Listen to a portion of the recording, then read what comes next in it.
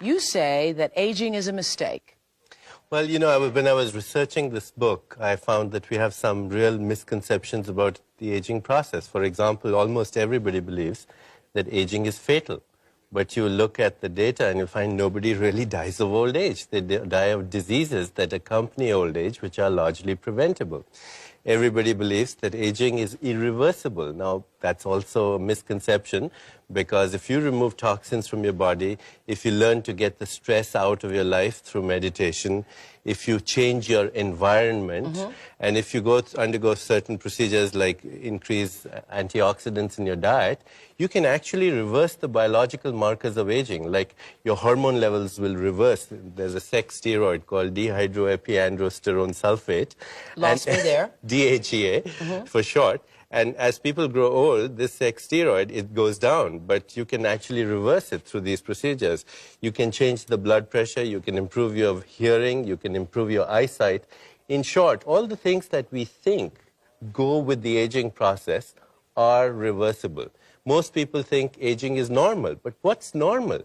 Perhaps we are confusing the normal with the psychopathology of the average, which is dull and uninteresting. I mean, there are people who are 25 and look 40 and behave like 40. There are people who are 60 and behave and have the biology of a person who's 30. And what we say is that was just they had good genes. No, but that's another misconception. We think that aging has a genetic component. And yet, that's only a very partially true statement. If your parents lived up to be more than 80 years, it adds only 3 years to your life. But you can do things with your stress in the life, with the toxins in your environment, with your food, with your lifestyle, that can add 30 to 50 years, much more time to your life. And not only life to your years, but years to your life, both, the quality and the quantity. And that you override the genes. Most people think aging is universal, but there are organisms in this world that never age. Like? Like microorganisms, like protozoa, like certain other species like the hydra.